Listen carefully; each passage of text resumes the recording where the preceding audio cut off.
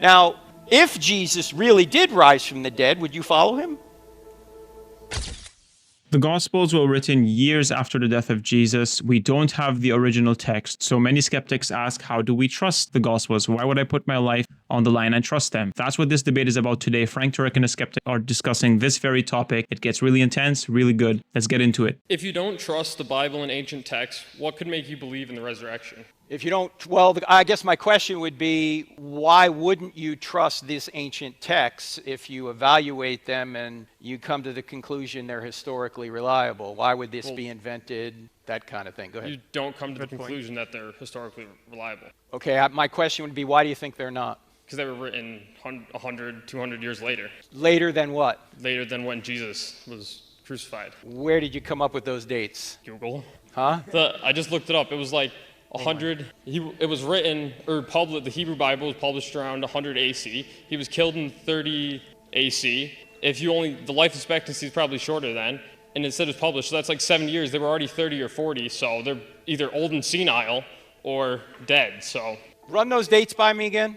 It was 100 when the Hebrew Bible was published about, because we don't actually know. And then 30 when he was the killed. Hebrew Bible, you mean the Old Testament? No, it said, well, how would they publish the Old Testament after he died? No, we have Old Testament documents prior to Jesus. Okay. We have the Septuagint, which was 250 BC. So that's 250 years prior to Jesus. We have the whole, we have Dead Sea Scrolls. We have a scroll, the entire book of Isaiah from like 150 BC. So the Old Testament's written before Jesus. You get that, right? Yeah, but when was it published? Do you know? What do you mean published? Well, yeah, I can show you what it said. Like it said it was. If it's on the internet, it's got to be true, right? Yeah. Yeah. Okay, so when was the Bible published? Okay. First of all, the documents we call the New Testament were written anywhere between, say, 40 AD and I believe 70 AD. Okay. Jesus was crucified in 33 AD. Okay. Now, the sources inside those documents go all the way back to the event of the resurrection itself. In fact, the earliest evidence for the resurrection is recorded in a passage we call 1 Corinthians 15, verses 3 to 8, where Paul says, what I received of first importance I pass on to you. So Paul is writing in about 55 AD to the church at Corinth in Greece, and he's quoting a section that was memorized that even atheistic scholars agree goes all the way back near 33 AD. And that section talks about who Jesus appeared to after he was resurrected. So, despite the fact that Paul is writing it in 55 AD, about 22 years after the resurrection event, the data that Paul is writing down goes all the way back to the event itself. It would be like today if you wanted to write a history of, say, 9/11, which is 22 years ago, and you went and interviewed eyewitnesses, some of them are in this room, and they told you what happened. Would it matter that you wrote it 22 years later? Or would the source from the event itself be authoritative? You could lose it in translation from what they saw memorized for 20 years and then you publish. You could misremember things, but there's something known as an impact event. An impact event is something you don't forget. You might forget what you had for breakfast this morning, but you won't forget something that happened 10, 20, 30, 40, 50, 60 years ago if you're old enough. Now, you're not. There may be a couple of us in here that are this old. Let me ask a question. Only a few of you are going to raise your hand. How many people in here can remember where you were and what you were doing November 22nd, 1963? Raise your hand and hold it up. You see these people with their hands up? These people are very old, okay? November 22nd, 1963 is my earliest memory. I was 2 years old and 2 days. And I'm standing in the living room in our home in Wanamassett, New Jersey, and my mother is sitting on an ottoman in front of a black and white TV, weeping uncontrollably.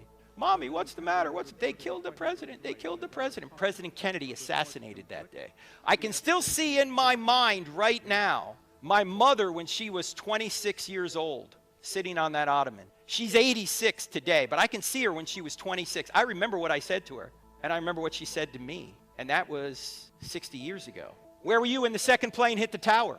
You remember where you were and what you were doing. Why? Because it was an impact event. Now, if Jesus rose from the dead, do you think that would have been an impact event? Possibly, yeah. Yeah. Do you think they would have forgotten about it? Do you think they would have had any trouble remembering what he said and did? Possibly. Probably not, right? Okay.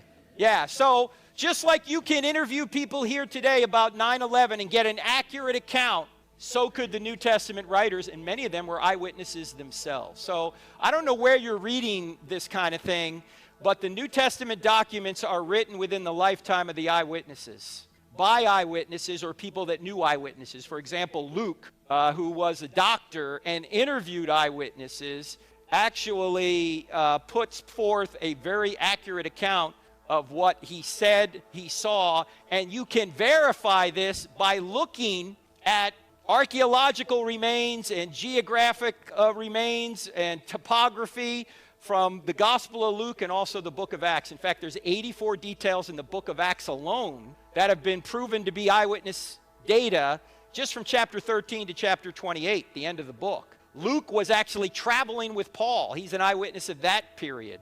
So you're right. You know, if this was 100 or 200 years later, we might be skeptical of it. But when we have eyewitnesses and eyewitness data that can be confirmed, that's telling us that this really could be true. Let me say one other thing. We just did a podcast on this 2 days ago. It's the podcast up right now, and I don't have enough faith to be an atheist. There have been 7 people associated with the crucifixion of Jesus found in archaeology. 7 of them, including Jesus himself. Jesus, Caiaphas, Simon of Cyrene, Pilate, Herod, Peter, and one other I can't remember right now. 7 names from the first century have been found in the dirt that are mentioned in the crucifixion account of Jesus. All told, there are more than 30 names in the New Testament that have been found in archaeology and other writings from the time. This is not an invented story. Go ahead. But that, just because their names are there doesn't mean he rose from the dead. No, it doesn't. But it does show that they're telling historical facts. And so if people can be trusted on where you can verify them, you probably ought to trust them where you can.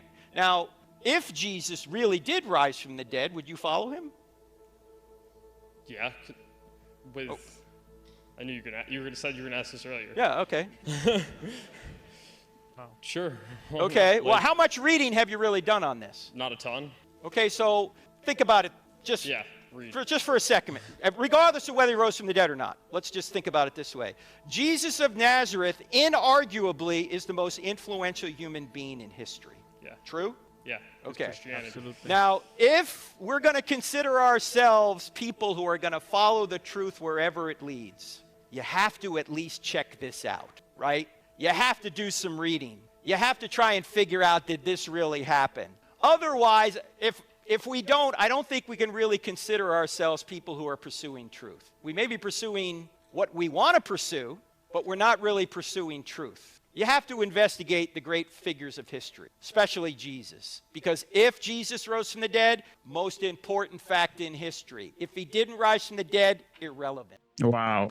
I just love that discussion. I love the humility of that young man, how he said he would follow Jesus if he really did resurrect from the dead. That shows that he's really pursuing truth. It's not an emotional problem. A lot of people would have said no. Maybe you've heard someone tell you that even at Judgment Day, if they see the resurrected Christ, they would still tell him, I want to go to hell. Or I would rather be in hell than live for God. That shows a person's problem is emotional, not intellectual. The second thing is I liked how Frank Turek touched on truth and the importance of truth. Now, why is truth important? Because truth is an invitation for you to check that whatever you believe, your life, everything that you believe, does it align with reality? Is it true? Right? And why is this important? Because the things you believe have consequences on your life and they have consequences on other people's life. For example, take Hitler.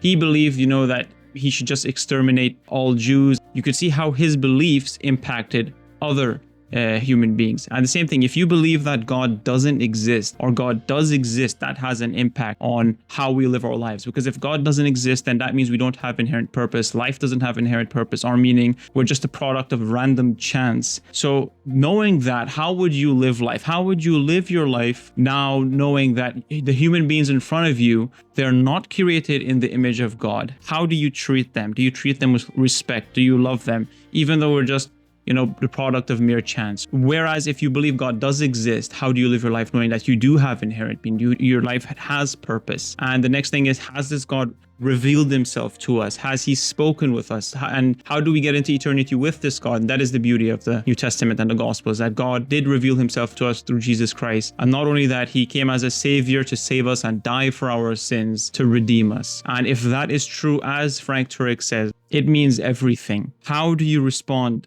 to the gospel? Are you going to gamble on atheism or Christianity or Islam? What is your take? Because what you believe not only matters here on this life, but it has an impact on your eternity. If you enjoyed this video, please like and subscribe. Follow my channel. I make videos like this all the time. It means a lot to me. God bless you, and I'll see you in the next video.